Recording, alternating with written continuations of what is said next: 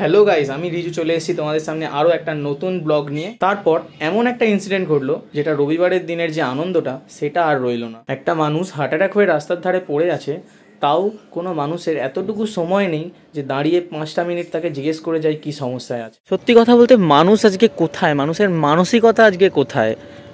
মানুষটা রাস্তায় পড়ে আছে, তার একটু আগের মুহূর্তে একটা স্কুটি পাস করলো, কিন্তু তাদের একটু সময় হলো না তাকে দেখে তোলার, যে কি হয়েছে তার দেখার। তিনি বাজার করতে বেরিয়েছিলেন, অসহায় একজন মানুষ। তো এগুলো আমরা তার সাথে পরে কথা বলে জানতে পেরেছি, কিন্তু তাকে সেই মুহূর্তে আমরা তুলি এবং একটি সাইডে বসিয়ে জিজ্ঞেস করি, আপনি বাড়ি যেতে পারবেন? উনি বলেন হ্যাঁ যেতে পারবো, আমি ঠিক লাগছে এখন। আমরা তাকে ছেড়ে যেই ব্যাক করি উনি আবার পড়ে গেলেন আর নাকটা ফেটে রক্ত বেরিয়ে গেল নাক থেকে ঝরঝর করে। আমরা সেই মুহূর্তে তারপর আবার কোনো রকমের আশেপাশের জায়গা থেকে জল জোগাড় করে, বরফ জোগাড় করে নাকে দিই। এতটাই রক্ত বেরোচ্ছিল, রক্ত বন্ধ হচ্ছিল না। আমরা বেশ ভয় খেয়ে গেলাম যে কি করব। তারপর আস্তে আস্তে লোক জড়ো হওয়া শুরু হলো এবং তাকে সাহায্য করলো। আমরা কোনো রকমে তাকে টোটোয় বসিয়ে হসপিটালে নিয়ে যাওয়ার ব্যবস্থা করলাম, কিন্তু ততক্ষণে ওনার শ্বাসকষ্ট শুরু হয়ে যায় আবার। তারপর অ্যাম্বুলেন্সে কল করা হয়, ওনাকে ভর্তি করা হয়, ওনার বাড়ির লোককে ডাকা হয়। তারপর আমরা চলে গেলাম সেই পেটাই পরোটার দোকানে, আড়িদাও দক্ষিণেশ্বরের একমাত্র ফেমাস পেটাই পরোটার দোকান। সত্যি কথা বলতে আমি এই নিয়ে অনেকবার ট্রাই করেছি দোকানটায়, আর কাকার ব্যবহার যেরকম ভালো, তার সাথে উনি ওনার সুন্দর কারুকার্য দিয়ে পেটাই পরোটাকে বেশ পিটিয়ে প্রেজেন্ট করলো আমাদের সামনে। আর কাকা কিন্তু অপশান দিয়েছে আমাদেরকে যে আলুর দম নেবে না ঘুগনি নেবে।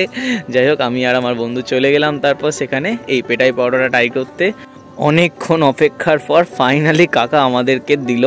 আর আমাকে জিজ্ঞেস করেছিল পরোটাতে কি নেবে তুমি, ঘুগনি নাকি আলুর দম? তো আমি খুব একটা আলুর দম প্রেফার করি না, আমার বেশ ঘুগনিটাই ভালো লাগে। আর তারপর এই মোমেন্টে আমি এই পেটাই পরোটাটা ফার্স্ট টাইম যখন মুখে দিলাম, আর বলতে নেই ব্যাপারটা একটু লোভনীয়ভাবে তোমাদের সামনে দেখালাম যে কেমন লাগছে দেখতে। সত্যি খেতে খুব সুন্দর ছিল। আমি হয়তো খাবার একটু আগেই বলে দিয়েছি যে হ্যাঁ খুব সুন্দর লাগছে, কিন্তু আসলে আমরা অনেকবার ট্রাই করেছি দোকানটাতে, অনেকবার খেয়েছি, তাই ব্যাপারটা ভালো। আর আমার বন্ধু ক্যামেরার সামনে একদমই অভ্যস্ত না, ওকে জিজ্ঞেস করলাম কেমন লাগছে খেতে, ও খেতেই ব্যস্ত। তারপর ওকে জিজ্ঞেস করতে বলছে হ্যাঁ দারুণ ছিল আর কি বলি। তারপর খাওয়া দাওয়া কমপ্লিট করে আমি ভাবছিলাম চুলটা কখন কাটতে যাবো, কারণ সত্যি কথা বলতে চুলটার অবস্থা খুব খারাপ, আর তার সাথে আমার বাইকটারও অবস্থা খুব খারাপ। সারা সপ্তাহ অফিস যাতায়াত করে বাইকটাকে একটু না ধুলেই নয়। তারপর আমি চলে এলাম সিধি বাইকটা ধোয়ার জন্য। এদিকে বাইক তো ধোয়া কমপ্লিট, ভিডিওটা করা হয়নি। চলে এলাম তারপর মোছামুছি করতে, আর সেই সময় মনে পড়েছে আমার তো ভিডিওই করা হলো না। তো যাই হোক, বাইক হলো একটা অনুভূতি। আমার বাইকটা 1 মাসও হয়নি, N160 পালসার N160 তোমরা দেখতেই পাচ্ছ, বাইকটা 1 মাসও হয়নি। আর ফার্স্ট সার্ভিসিংয়ের সময় চলে এসছে। আর কি বলবো, সত্যি কথা বলতে বাইকটা আমার কাছে সত্যি খুব পছন্দের, আর সবসময় যত্নে রাখি হবে। এবার হচ্ছে আমার পালা চুল কাটতে যাওয়ার। সারা দিন বাদে চুল কাটতে যাবো। আর তারপরেই মনে পড়লো আমার একটা ফ্লিপকার্টের ডেলিভারি এসছে। তারপর যথারীতি প্রোডাক্টটা আনবক্সিং করলাম। এটা ছিল আমার মিটারের একটা গার্ড, তো আমি কিনে নিয়েছিলাম এটা ফ্লিপকার্ট থেকে।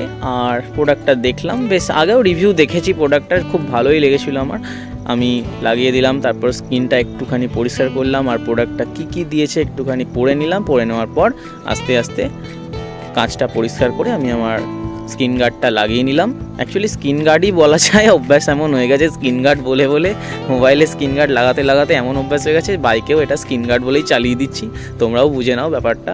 তারপর সেলুনে গেলাম সারাদিন বাদে চুল কাটতে, আর তারপর আর ভিডিও করা হয়নি চুল কাটার। তো এই হচ্ছে সেলুনে এত ভিড়, বসে থাকতে থাকতে আমি হাঁপিয়ে গেছিলাম। আর এই এলো সেই সময়, আমি স্নান ফান করে ফ্রেশ হয়ে বিকালবেলা বেরিয়ে পড়লাম রাইডে। কোথায় যাব কিচ্ছু জানি না, বন্ধুরা বললো চলে আয়, কোথাও একটা যাওয়া যাবে। তারপর রেডি ফেডি হয়ে একদম হেলমেট পরে বাবু সাবু হয়ে আমি বেরিয়ে পড়লাম রাইডের কিছু মুহূর্ত তোমাদের সাথে যদি পারি আমি ঠিক শেয়ার করে দেবো। ঘড়ির কাঁটা 6টা বাজতেই অজানা গন্তব্যে পৌঁছতে না পেরে তারপর আমরা ঠিক করলাম যে কিছু একটা খাওয়া যাক। সন্ধেও হয়ে গেছে, ঠান্ডাটাও বেশ লাগছে।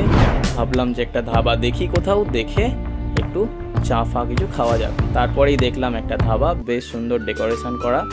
আমরা সেখানে দাঁড়িয়ে পড়লাম আর নিয়ে নিলাম সেখান থেকে চা, আর তার সাথে 2টো ফিশ ফ্রাই অ্যান্ড হরিয়ালি কাবাব, যেটা ছিল সত্যি বেশ সুন্দর, টেস্টটা সত্যি অসাধারণ ছিল। আর তারপর আমরা রওনা দিলাম বাড়ির দিকে।